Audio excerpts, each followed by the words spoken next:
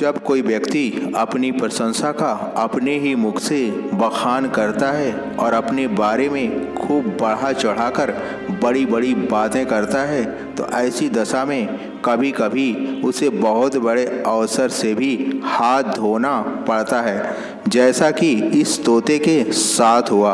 एक जंगल में एक तोता रहता था। वह तोता झूठ बोलने में बहुत ही उस्ताद था।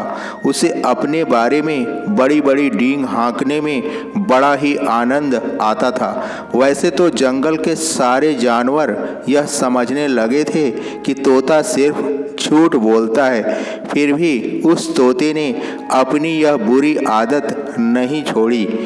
एक बार उस जंगल में एक नई चिड़िया आई। तोते ने सोचा कि उसे भी अपने झूठ का शिकार बनाना चाहिए।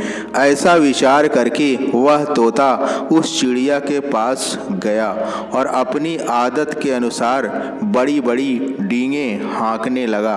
उसने चिड़िया से बोला कि अभी अभी वह शाही दावत से आ रहा है, जहाँ पर खाने पीने के लिए बहुत सारे पकवान बने थे। उस सीधी सादी चिड़िया ने झूठे तोते पर भरोसा कर लिया, क्योंकि वह बेचारी तोते की असलियत नहीं जानती थी। तभी वहाँ एक कौवा आता है और तोते की झूठ बोलने की आदत पर उसकी निंदा करता है, पर तोते को इस बात से कोई फर्क नहीं पड़ता और वह मुख चिढ़ाते हुए वहाँ से चला जाता है। अपनी आदत के अनुसार वह तोता जंगल के हर जानवर के समक्ष बड़ी बड़ी डींगें हाँकता है।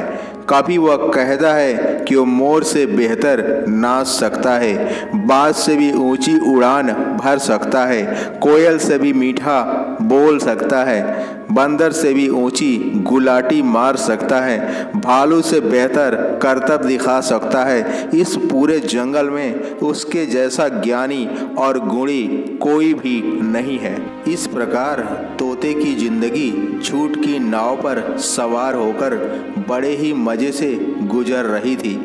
एक दिन की बात है कि दूर देश से एक बहुत ही सुंदर कबूतर उस जंगल में आता है। जंगल के सारे जानवर उस कबूतर को देखकर बहुत खुश हो जाते हैं और उसका आदर सत्कार बड़े ही जोशो खरोश के साथ करते हैं। तोते ने जैसे ही उस कबूतर को देखा, उसके समक्ष भी वह बड़ी बड़ी डींगें मारने लगता है।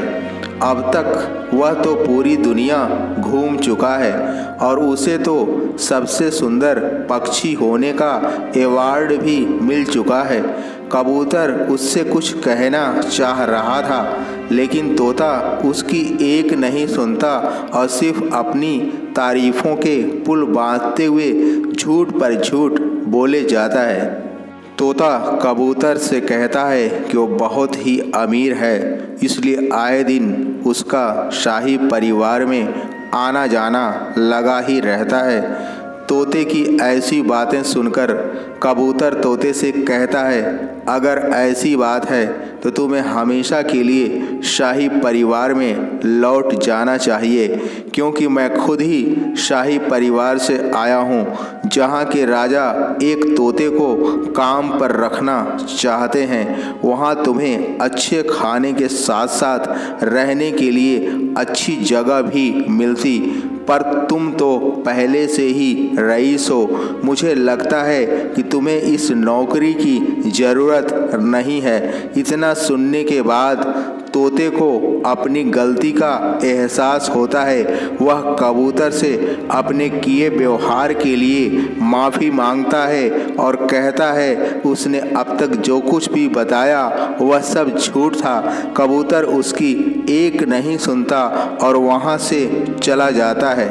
उसके जाने के बाद तोता यही सोच रहा था कि यदि उसने झूठ नहीं बोला होता तो उसे इतने बड़े अवसर से हाथ नहीं धोना पड़ता।